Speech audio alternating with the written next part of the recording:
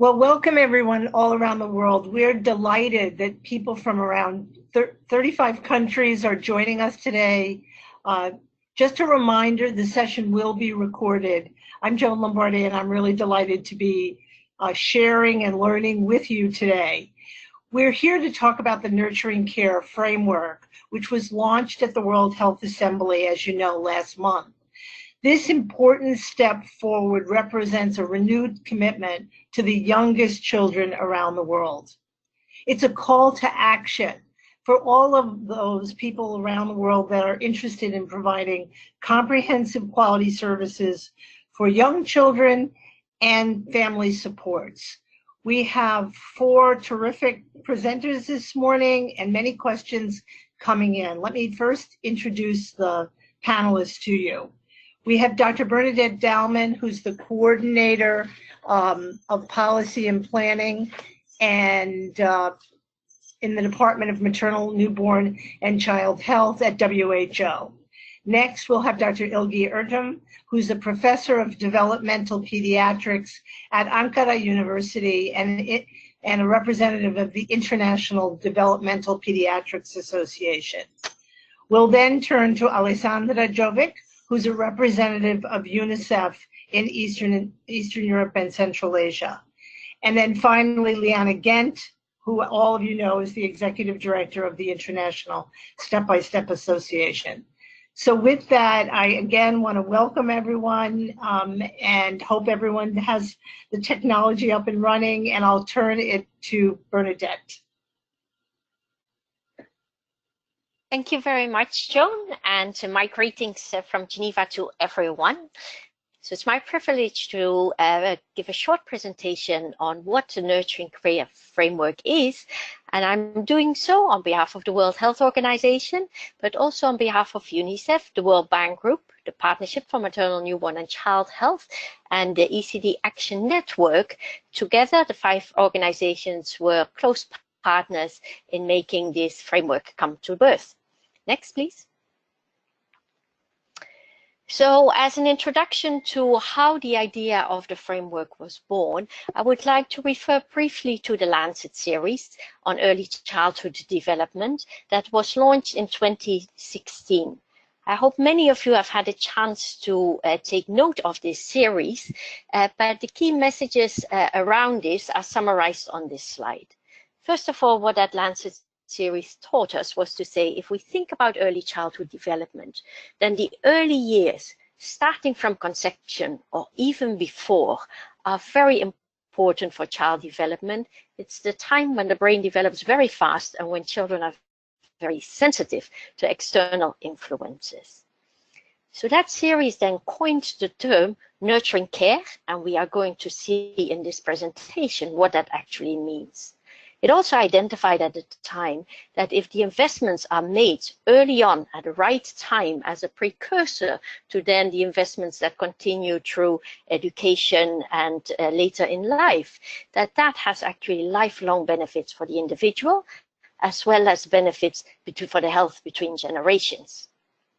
Policies, information and services are important, and multi-sectoral collaboration, this series communicated, is essential. But because we are now looking at a period where it's important to reach children in the youngest age, the health sector has a special role or an important role to play.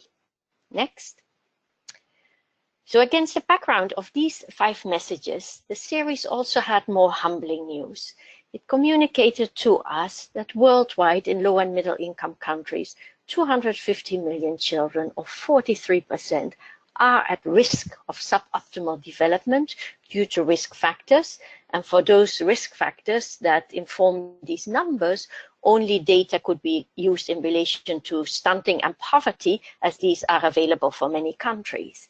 But if we look at the picture of risks, we see that there are many other risks that affect how children can develop and that we need to take into account in our programming.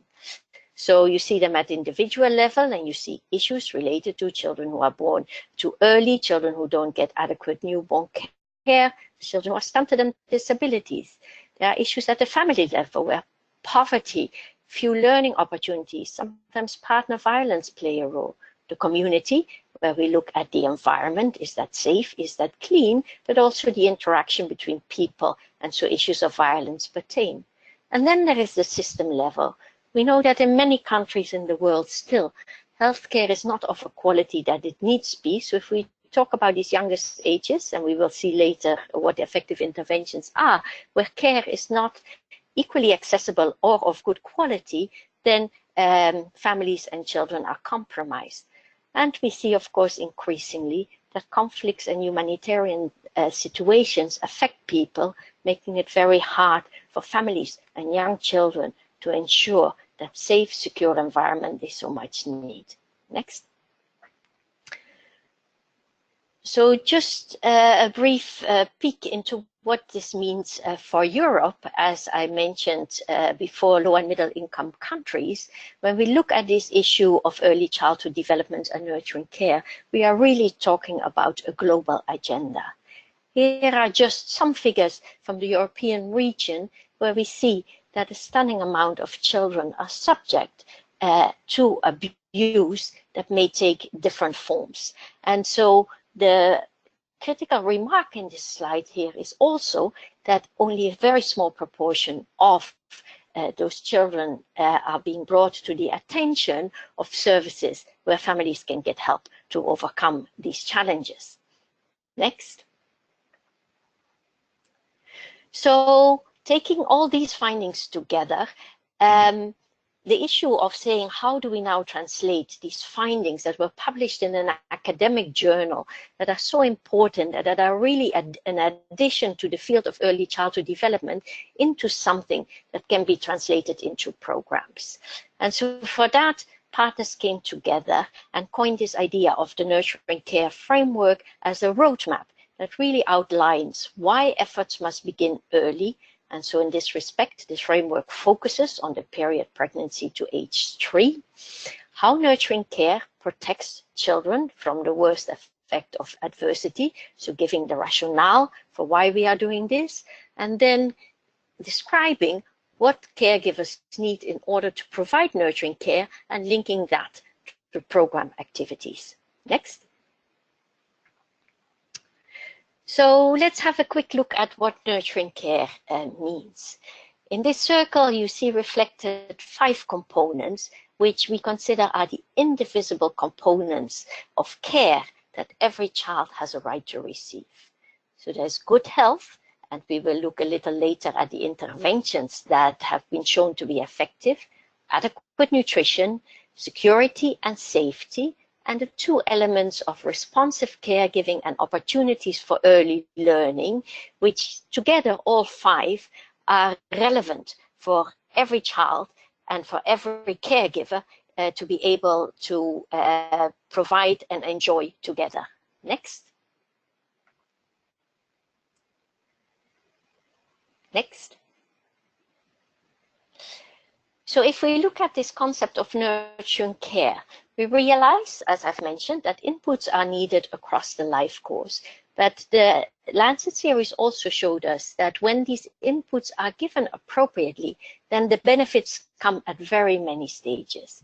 A healthy pregnancy gives greater chances for a safe childbirth. When childbirth is safe and a newborn receives essential newborn care, then that newborn starts growing well.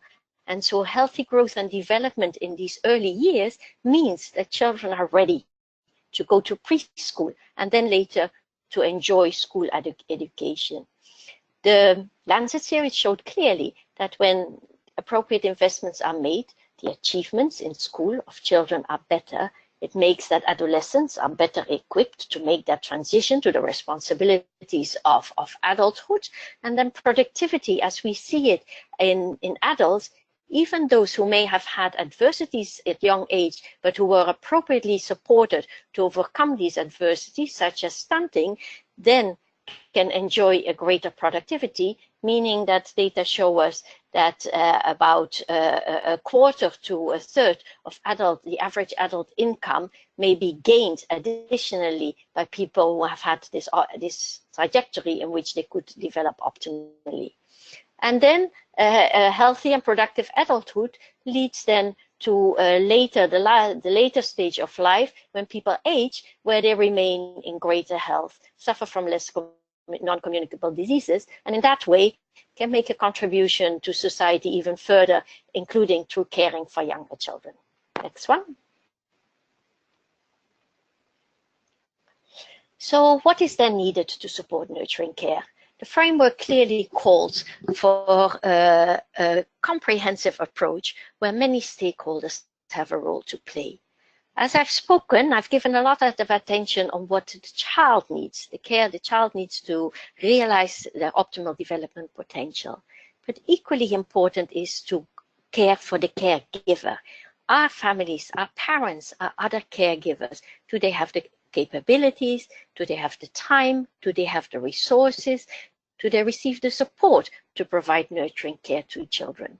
So the framework is very articulate about this concept to say, when we talk about nurturing care, when we talk about early childhood development, our focus is to enable this child to grow and develop, but we need to look with equal importance at how the family is equipped and supported to provide that care.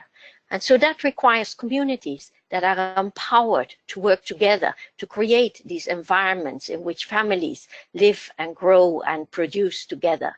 It requires services such as through healthcare, but also in education, social protection that are supportive of those families. And then last and importantly, it requires these policies that pertain at national level and that can make such a contribution at creating conditions.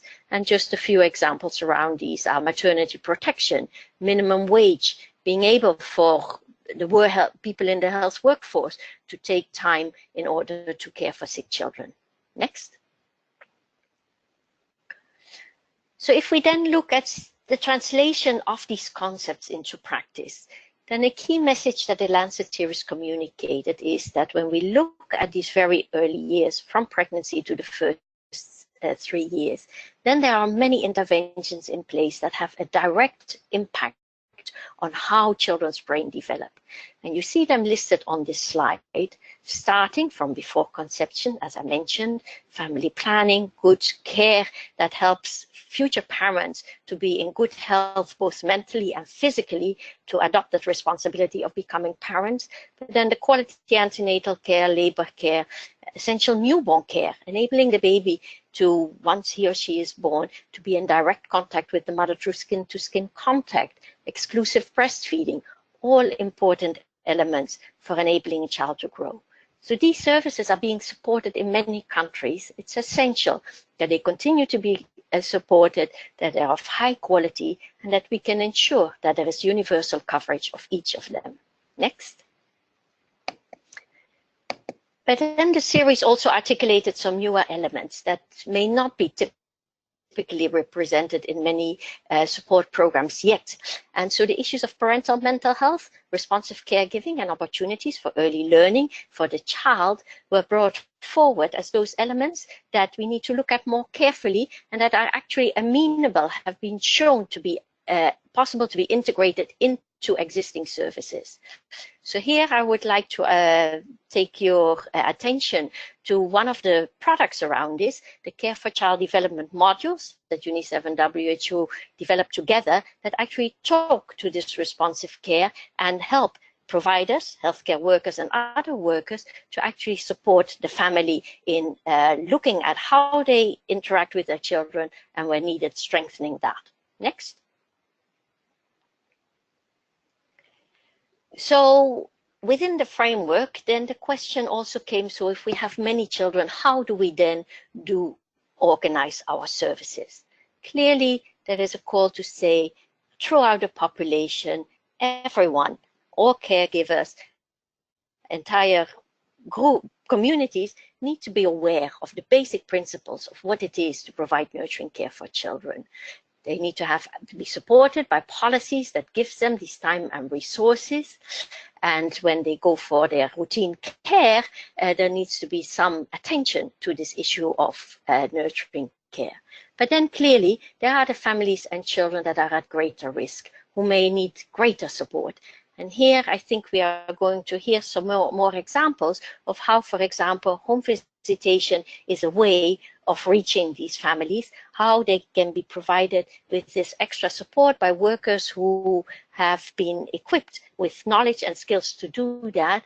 And then clearly the framework calls for attention to those families and children that really live with developmental difficulties, where there may be depression of one of the parents, where there may be disabilities, that extra care. So you see the triangle on the left side that kind of reflects what populations need, and on the right side you see the triangle inverse, because the intensity of services obviously needs to be the most heavy for those families and children who need most of the support. Next. So the framework then has a set of guiding principles that it promotes. Clearly, it's based on rights, that every child has the right to survive and thrive, as well articulated in the convention that most countries have subscribed to. It has the concept of leaving no child behind, so really trying to find those that are most deprived. It calls for family-centered care. The family is the most proximal unit around that child, and so the care that the family can provide should be the centerpiece of our concern in this agenda. But then for families to be able to do so, government action is needed, and that requires inputs from many sectors.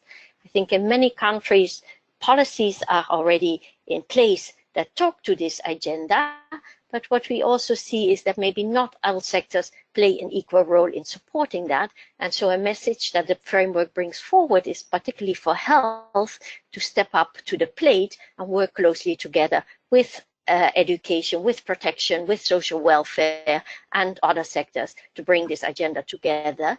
And then the framework also realized to say, this is not only about what government can do. Many, many stakeholders need to be involved here. Successful programs around the world, including in high-income countries, have shown that when actors work together, including civil society, including professional associations, including the media, then we are on a trajectory that is bound for success. Next. Next, please. So the framework highlights the actions around 5 strategic areas. First of all, it calls for leadership and investment at the highest level, a focus on families, as I've highlighted already. It elaborates how to strengthen services, both in health, but also in other sectors. It has a clear pull-out to monitoring, as we need data in order to know where to focus the efforts, as well as to see whether the progress is made. And it puts a spotlight on the importance of using data and to capture best practices for innovation, because as much as we have a good basis of what we know, we also realize there is a lot to be learned. Next. So with this, a brief reflection again around the principles that for this nurturing care framework to come into action, we need many stakeholders and sectors to work together. As an overall principle, the framework communicates that government leadership is very important, and for all stakeholders to align under a government plan. And so that's also one of the next steps we hope to be able to take forward now to see that convergence happening at the country level. Next.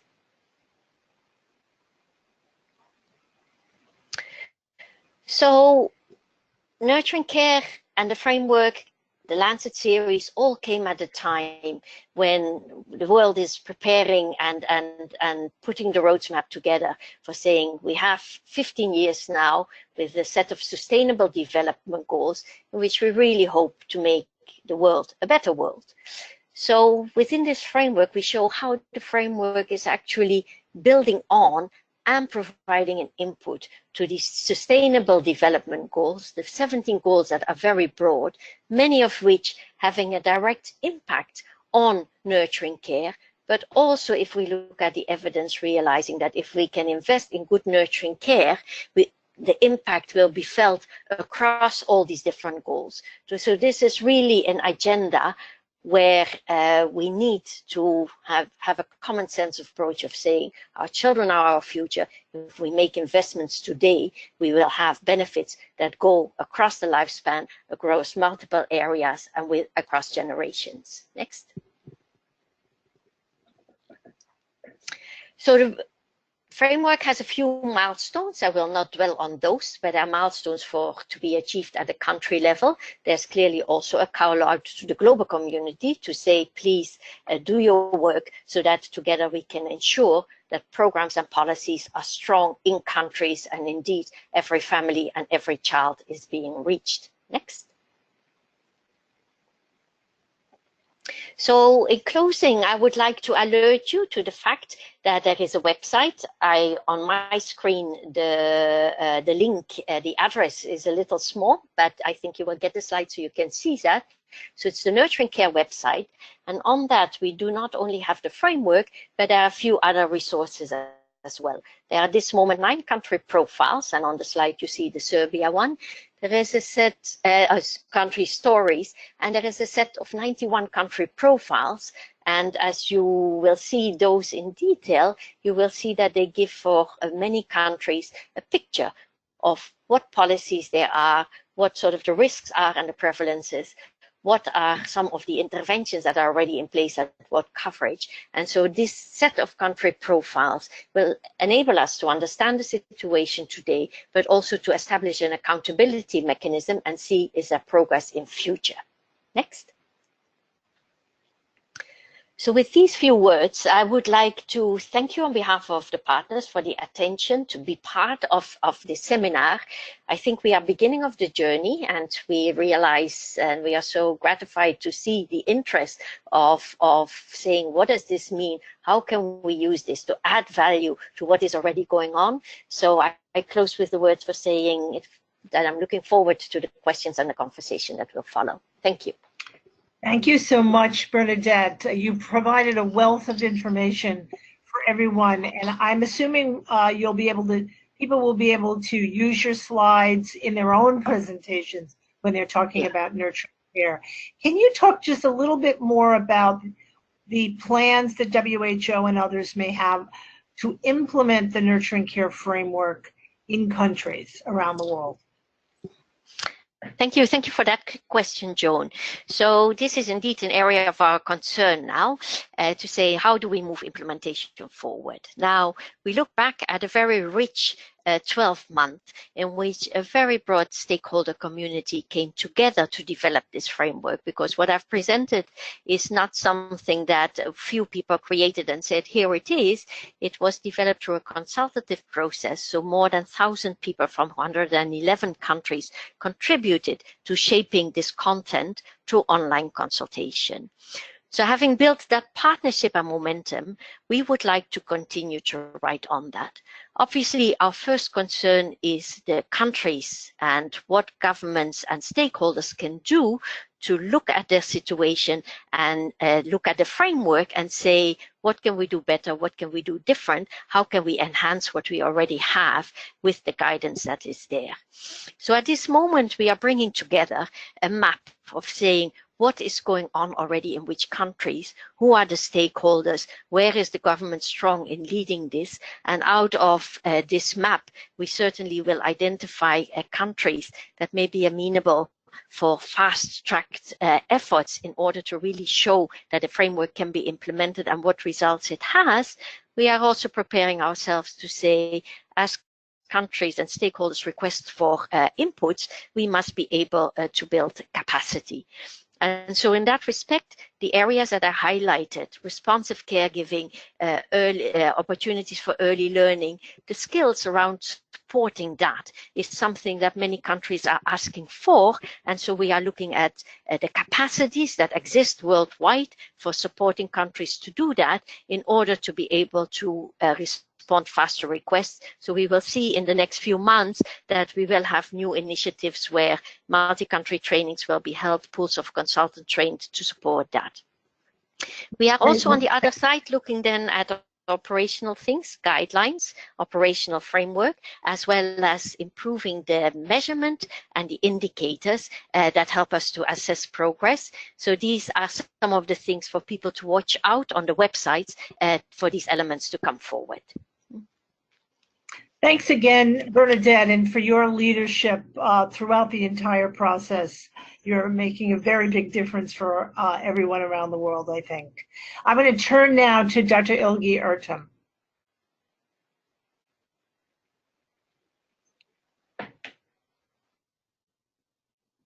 Ilgi? Hello, Joan. Hello, Joan. Hello, everybody who has joined us from many different countries and parts around the world. Thank you for this very important initiative in the early months of the Nurturing Care framework, for this opportunity to talk about what are our visions and how this can be implemented and what it might change for children and families. So I'm going to focus on the health system and its role on moving the nurturing care framework to the lives of each child and their families. So as Dr. Dalmans pointed out, a huge percentage of children are at risk for not meeting their optimal developmental potential. If we look at the 43% that the Landsat Series has pointed out, it is an enormous, almost half of children are in need of extra support. On the other hand, all children need nurturing care. So how is this going to be delivered to every child? Here what we see is that the services that are existing around the world, whether it be high-income countries or the lowest income countries, it is in fact the health workforce that is more able to reach every child, and in particular those at risk. But where is the health system and how can it move forward? So I'm a pediatrician of many, many years, and I'm also a medical student academic who has trained healthcare providers for many, many years. And where I see many years ago, maybe 35 years ago, this was unheard of. The medical model and the look of the vision of the health system was that the child comes in a body, and that is the body that we are looking at. Of course, the WHO provided the framework for the biopsychosocial model many, many years ago, but that didn't really take so much of a hold in the health care teaching and the healthcare practice, and maybe has not really even totally taken hold now. So I think this is where we need to look at when we're considering the health system as a main portal for the nurturing care framework. So if a healthcare provider, whether it be a pediatrician, a nurse, a community health worker, is working with a child and his or her family, what is the knowledge base of this healthcare provider, and what will be the knowledge base of the incoming healthcare providers? Because we know that we are training many, many each year to reach children and families. So we can see that this framework and its components, but also its sort of microscopic features of what it looks like and how healthcare workers must work with children and families, all this needs to come across all levels of healthcare provider training, whether this be pre-service training, which is a very, very good opportunity because we have a captive audience of medical students for 6 years, let's say, or nurses for 2 to 4 years, or community health workers for any length of time. The physical health and of the nurturing care framework and the other components of it need to come together. And how can this be done? I think it goes to all levels. So I like to start with looking at the hospitals, where a lot of children receive care. A lot of children are even born in hospitals, and families start their parenthood in hospitals. And the healthcare workforce is usually trained in some part of their training in hospitals. So the hospital needs to apply this nurturing care framework throughout. Parents need to be with their children. Parents need to be supported in taking care of their children from pregnancy onwards. Brain development, the notion that the majority of the child's brain develops in the prenatally and in the earlier years, has to be communicated to health providers and caregivers very early on. And so the transformation, if we can see a hospital as a nurturing care promoting space, and all of the trainings that are present in a hospital to then be translated across the board to primary healthcare centers, to home visits where healthcare providers are going, and if this is seamless, that as Dr. Dalmans was saying, the intersectoral communication and the intersectoral seamless holding of this nurturing care then will be seen throughout healthcare delivery. And so it is, in fact, so we may be overwhelmed. How are we going to do this? Physicians are overloaded, nurses, home visitors are overloaded with the work that they have to do. It's actually not difficult at all. And we have seen this in the work that we have carried out. So I am in Turkey, in some programs in Turkey, but also in the region, the European and Central Asian region, where you look at the great strengths in the health system, that it is able to reach a vast majority of children, that children do come in for immunizations, let's say. Home visitors do exist.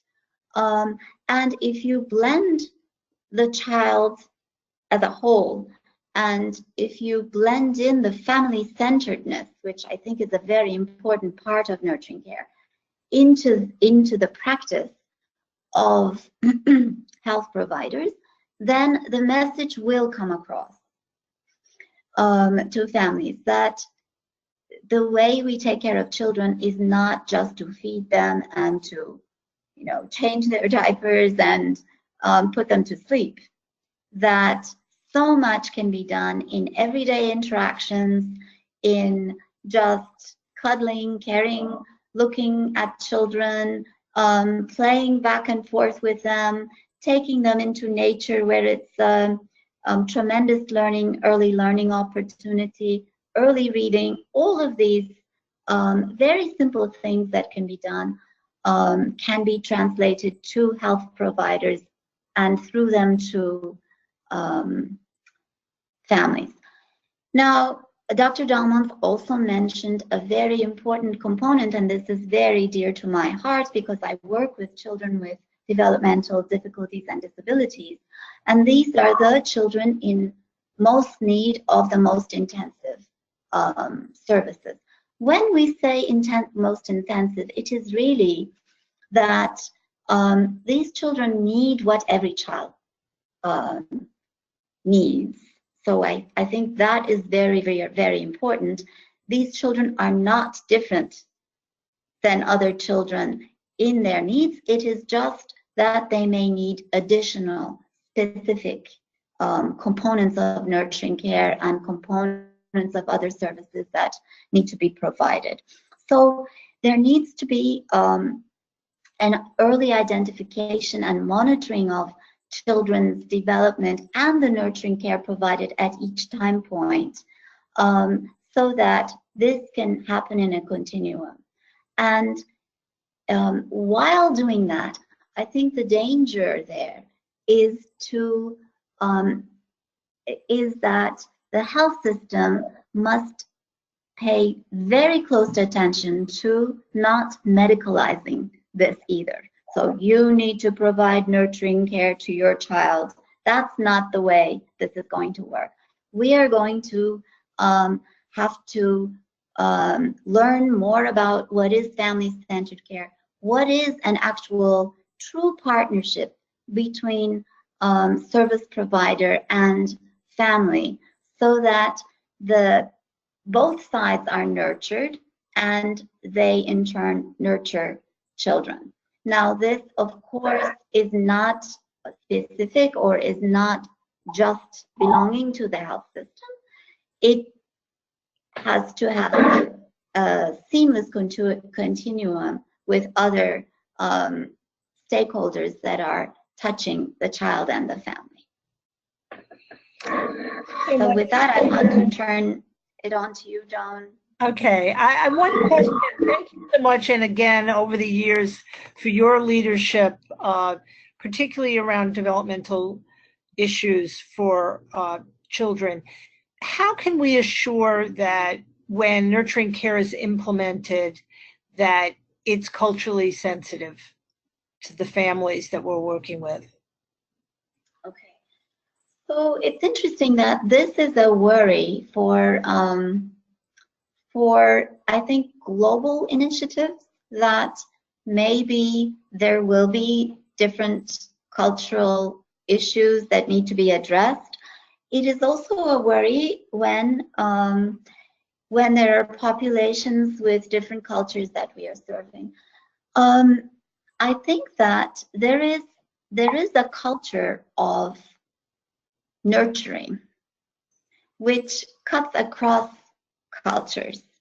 So I think if we can find the language of that nurturance, of an interpersonal nurturance, that really, if you don't speak the language, even if you don't know the culture of the person across from you, that the warmth and the caring that you provide is what is guiding.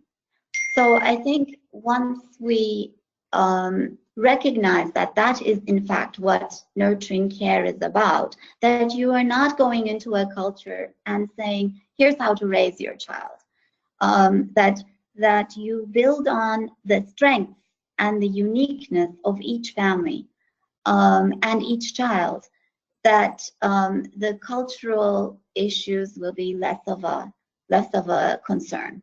Well, that's terrific advice, and I think this is a discussion that we'll continue to see play out as this is implemented around the world. Just to remind our listeners, you can pose questions in the chat box, and even if we don't get to all of them, we'll try to get you the information you're looking for. So with that, thanks so much, and let's turn to Alexandra Jovic. Hello to everyone. I will focus today on why it's so important that we monitor progress and see the results of the ECD investments. And I'll just remind you that monitoring is one of the 5 strategic actions for the implementation of the nurturing care framework. And that is with a good reason, as it actually really creates a basis for accountable and effective implementation of policies and programs for children and their families. Monitoring of the results of the ECD investments is essential to identify where do we need to add resources and how do we inform policy decision and program improvements. It is also essential to increase ability to assess what works before we decide to scale up, or what we don't scale up.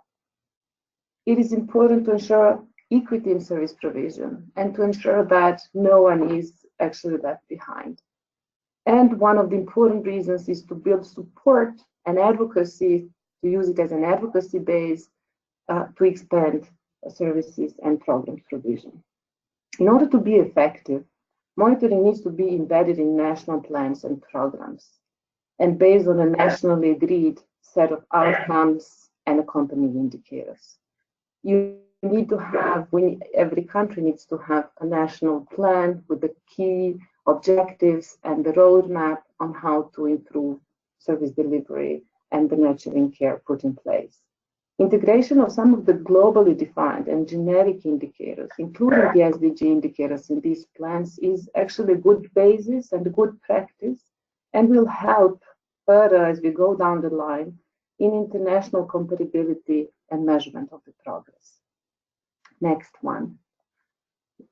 From what you heard from Mrs. Del Monte is that the nurturing care framework is too complex to be measured by only one indicator or a few indicators. It actually really requires a full set that can reflect on the situation in different domains or the components. The good thing is that many indicators are already available and are part of the routine administrative data and information systems, particularly in the areas of health and education or early learning and nutrition. However, there is a number of domains in which additional efforts are needed to develop new indicators and measuring tools, and it particularly stands for the domain of responsive parenting. But as we speak, there is a lot of efforts already ongoing to make the data available through development of new global instruments for early childhood development. At the global level, UNICEF developed in 2010 a new data collection module and the Early Childhood Development Index that was aimed at capturing ECD outcomes in population-based surveys. This module was integrated into the UNICEF-supported multiple indicator cluster surveys, or short MICS, and used in the number of other surveys, such as demographic and health surveys, or DHS. And to date, we have the data from more than 60 countries that use this module. This module is currently under revision, and we're expecting the new version by the end of 2018 that will be used for the new global measurement as a new global measurement tool for monitoring of the SDG 4.2 that relates to child development. Additionally, as many of you will also know, mixed surveys capture a range of data on the youngest children in the areas of attendance to early childhood education, health services, birth registration, upbringing practices, breastfeeding, disabilities, child feeding practices, nutrition, and many others.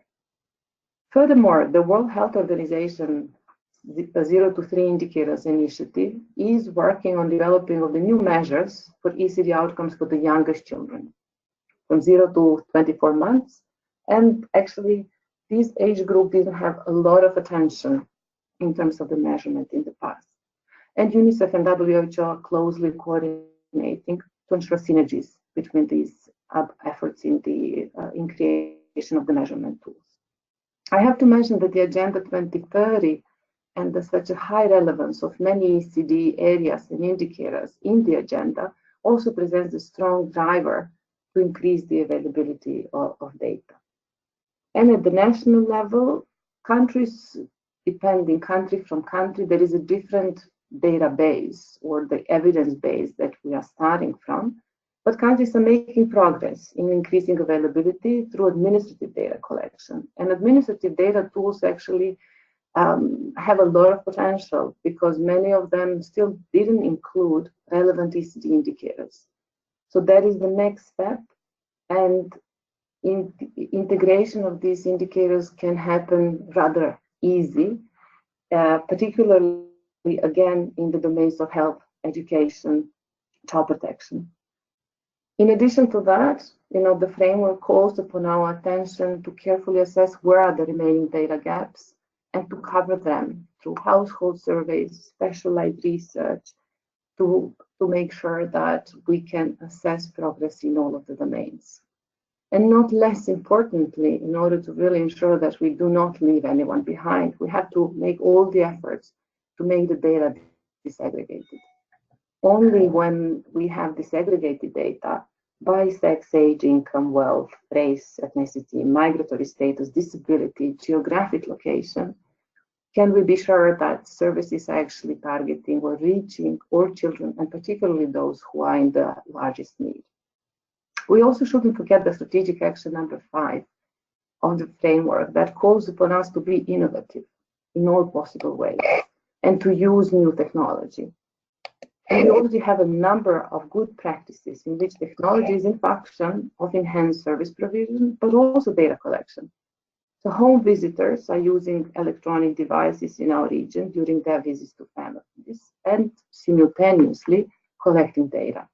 We have examples from other countries in which exactly home visitors were key in collecting data related to quality of parent-child interaction, responsive feeding, safety of home environment.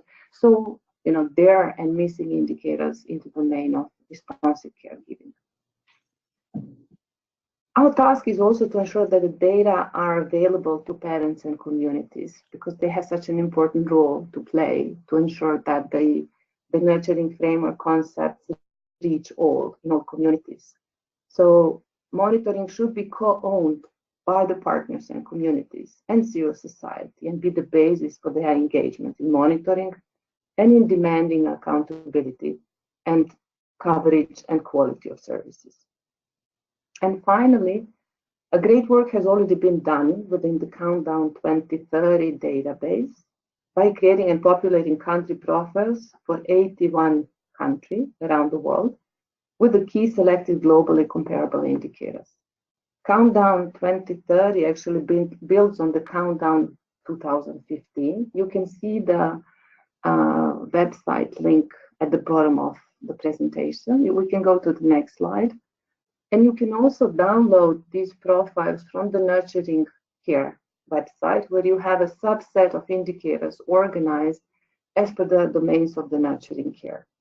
In addition to that, you will also find some of the demographic and population data, as well as the indicators that talk about the level of the policy environment and to which extent policies are conducive for the implementation of the nurturing care framework. This research agenda of the Countdown is driven by a technical review group that oversees the work, and 3 technical working groups that are looking on coverage, equity, and drivers. And you will also find at the website that this group has prepared equity profiles that accompany the main national profiles, and that basically talk much more about the inequities that are very often hidden at a nationally level data. So I invite you to review the profiles and use them as a starting point, maybe to populate the dashboards for your countries. There are also guidance documents and methodology available about the indicators used.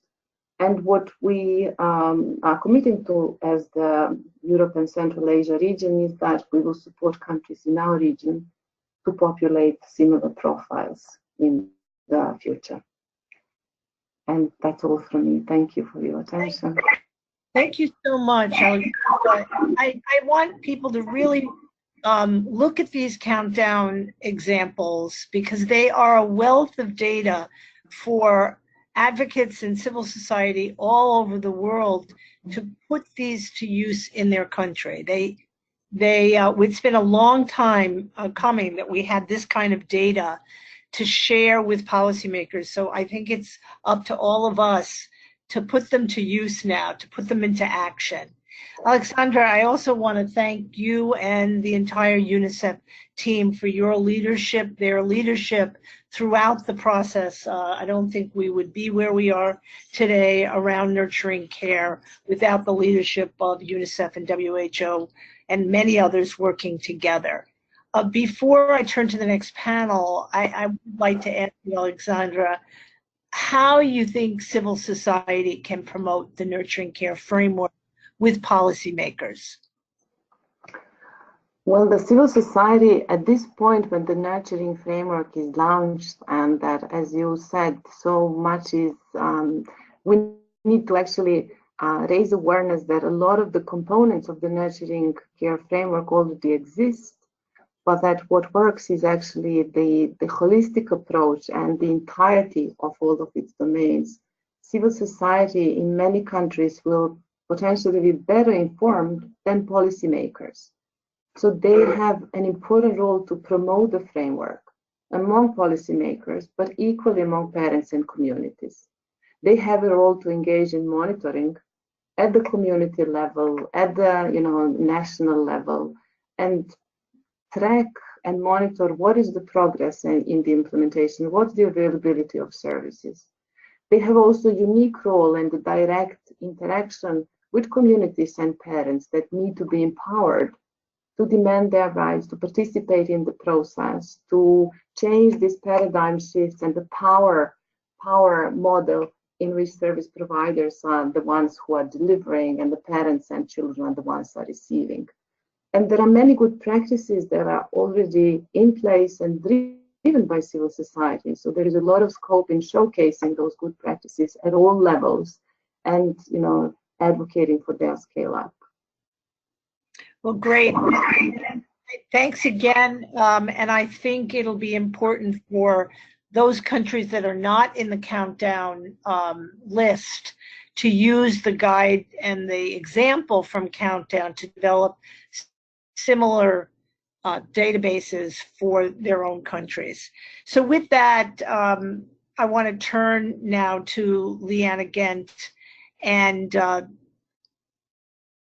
the role of the regions, the early childhood regions has been critical, and Leanna, your own role has been much appreciated. So let me turn to you for your response to the Nurturing Care Framework.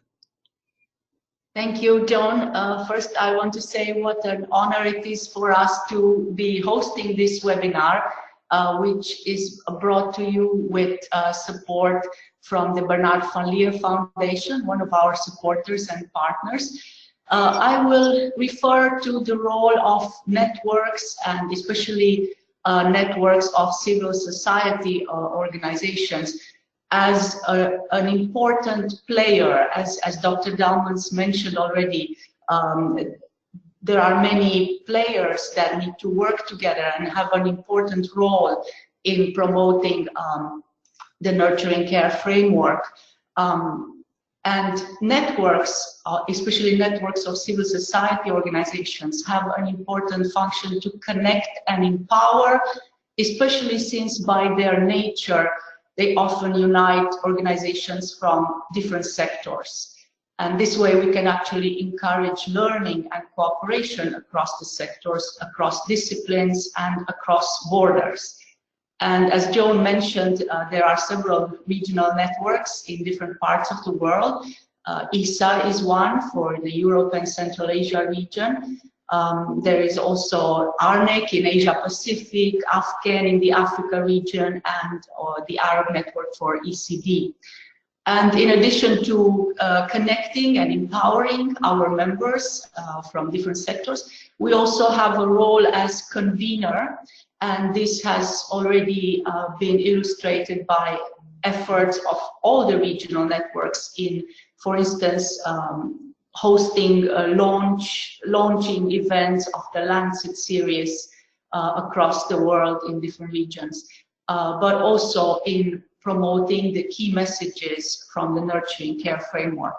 And as Alexandra mentioned, there are already efforts around the world that promote the principles and objectives embodied in the Nurturing Care Framework. And as civil society, as networks, we can create a further shared understanding, but also promote the nurturing care as an overarching framework for these efforts across sectors. And I think we can also play a stronger role in translating some of the key messages so that they are better accessible to policymakers, to families and communities, and last but not least to practitioners, to those that work in services for young children.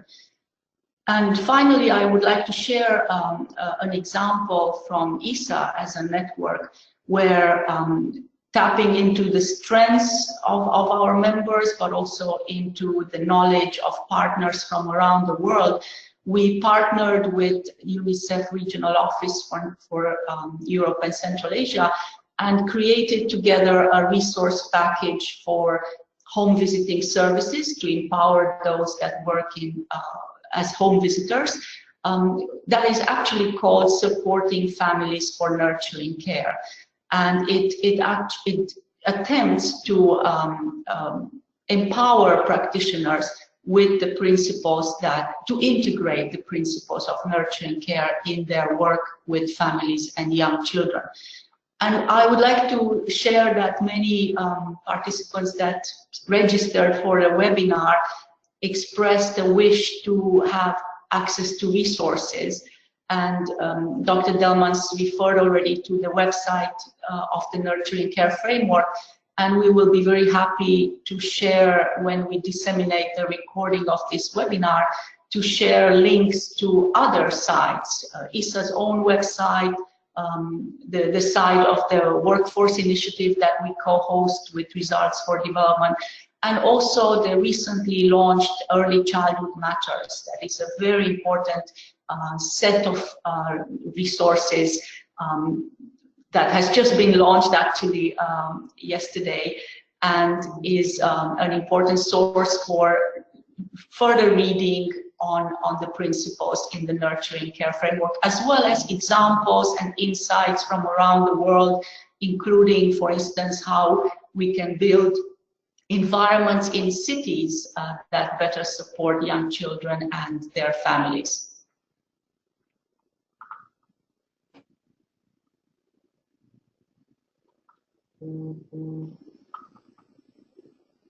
I will pass on back to you, Joan. Yes, thanks so much, Liana. Before we go on to other questions that may be coming in, I was just wondering if you could share a little with our listeners about how the regional networks will be sharing across regions about the implementation of nurturing care. Thank you for this question, Joan. I just want to stress that as regional networks, we are very closely connected and learn a lot from each other. And as an example, I think this very webinar is perhaps a good example where I know that we are joined for peers from at least the Asia region, perhaps other parts of the world. So we are sharing our efforts in, for instance, organizing our regional conferences around the Nurturing Care Framework. The ARNEC, the Asia Pacific region, earlier this month was a great example where they convened ministries from different sectors. ISA's own conference next year is going to have a special focus on this. And to share from our plans for the future, where we see an important role for ISA as a network and our peers from other networks, is to further strengthen the focus on the role of the workforce and to stress the importance of building common understanding within and across workforces from different sectors, but also to promote the importance of professional development for practitioners so that they are better empowered to integrate nurturing care in their practices and in services. So we will continue to learn from each other across the regions, across the different regional networks, and also as we continue to support our members in their efforts, learn from each other in terms of what works best.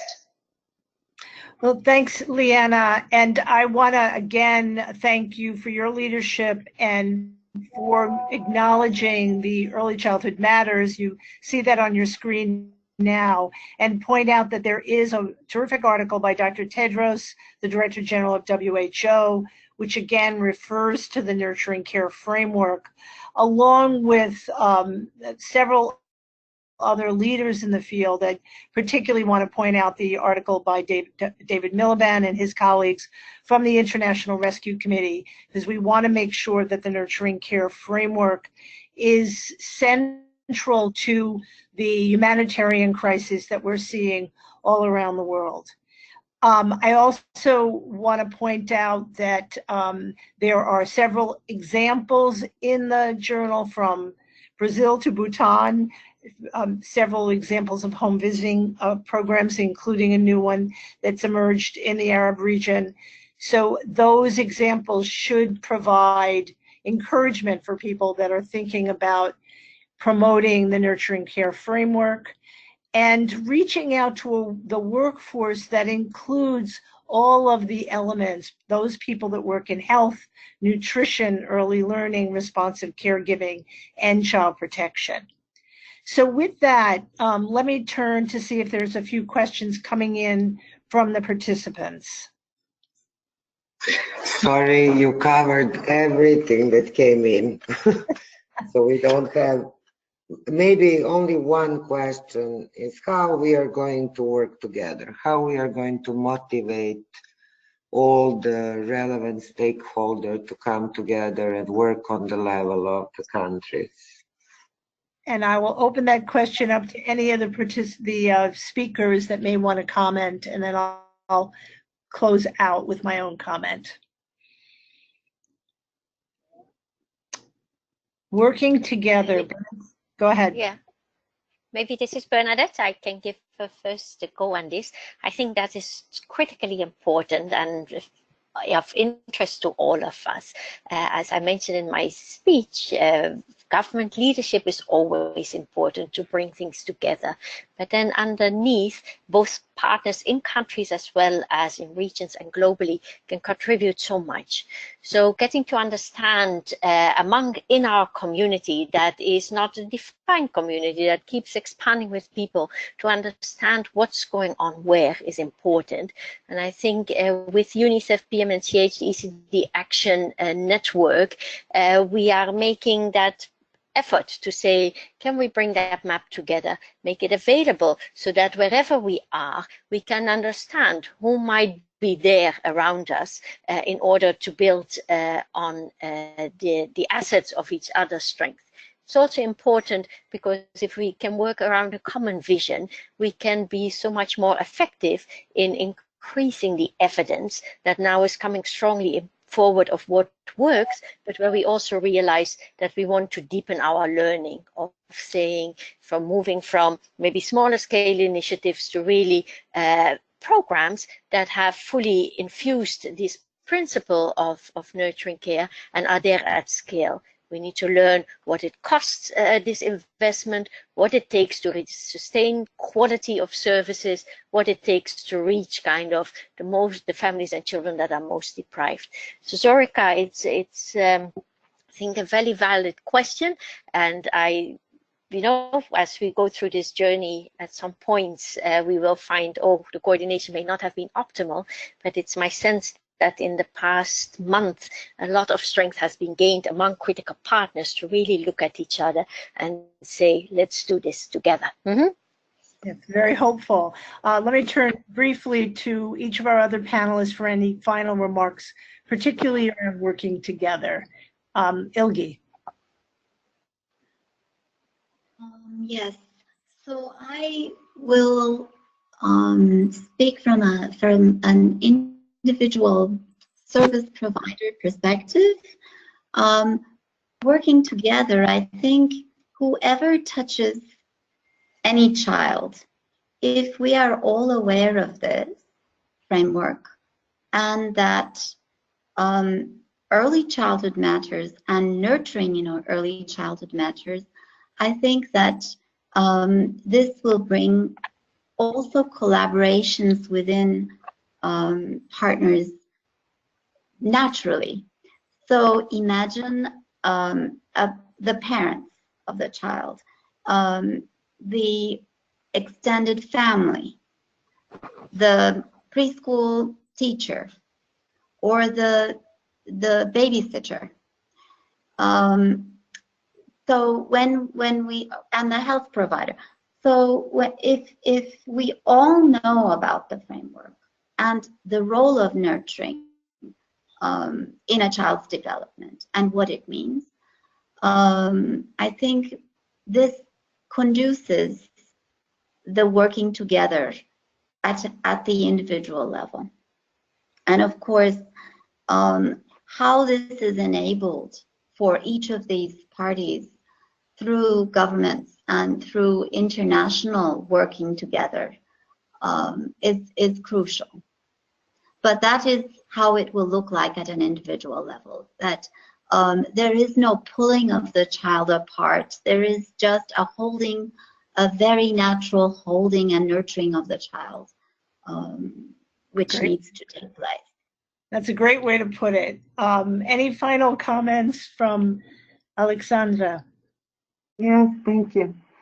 I think what's the beauty of this concept is that it basically managed at the global level to bring together what Ilge is mentioning as something that was kind of intuitive feeling and knowledge of what can be benefits for a child and what should be put as a nurturing environment of a child. But now it is based on hard evidence. It is brought together in a way that gives a clear role and a place for each of the players and each of the sectors. Majority of guidance and recommendations are more sectoral, and they are targeting, different niches in the system response. Well, this framework brought all what is needed together, and in a way has made it easier for the national partners to gather around that framework and just to take it forward and to drive it. It also came with a wealth of evidence on what are the benefits for an individual child and a family, and what are the benefits for a society. It came together with the solutions for the most complex problems, because families and children with multiple problems, deprivations, disadvantages are the most difficult to support. But here family is brought and parents are brought as an empowered equal partner into equation. So in that sense, that should also be one of the drivers and one of the incentives for the systems to get together and organize coordination in that response. It is also there a lot on the policymakers, development partners, civil society and networks to support all of this to really come together and to materialize in practice. From UNICEF side in the ECA region, we will definitely build on what we've been working so far in 21 country offices to promote the framework with policymakers, to support integration in the national plans, as we discussed, and to get that reflected in investments that are basically coordinated through clear structures, to strengthen workforce capacities, and to bring the different field workers together, professionals from different spheres, because they need to grasp the concept jointly and start implementing it jointly. To empower parents through information and skills, and we live in times in which information should really be available and reach everyone. To continue strengthening monitoring, use of information and new technology. And there are plenty of resources already available. As Ileana mentioned, these modules for the home visitors that are available on websites, different guidance documents for the strengthening of the capacity of the service providers. So we are not starting from zero, but rather coming to the moment in which we should capitalize on everything that was brought together. That's great advice. Build on where we are. We're not starting from the beginning. Thank you so much for your leadership throughout Europe and Central Asia as you implement this framework. And Liana, you have the last comment here before I close. Thank you so much, John. I want to take further one of the suggestions from Alexandra, which was about bringing practitioners from different sectors together. And here, I would like to stress one of the approaches that we are promoting through a quality framework that we have developed in ESA for services for children under 3. That promotes good practices, quality practices for all practitioners, and also a shared understanding across sectors among the workforce, among practitioners. And we can achieve this perhaps by providing professional development opportunities across sectors for the workforce, both in the pre-service and in the in-service training. And I'll just share at the end that we will be very happy to provide the list of such resources and links to the sites, such as the quality framework for services for children under 3 and other resources mentioned by Alexandra, along with the recording of the webinar. Well, thank you very much, Liana, and for all your staff there who helped put this together. This is a moment, everyone. We have a moment. We have to keep our work focused on the goal, and that is healthy and successful development for all of the children around the world. Everyone's counting on us to help move this forward so children thrive. So we move from children surviving to them thriving. And I think together we can all make this happen. I want to thank you again. Thank you for your dedication. Thank you for your work on behalf of children, families, and peace. Have a good day.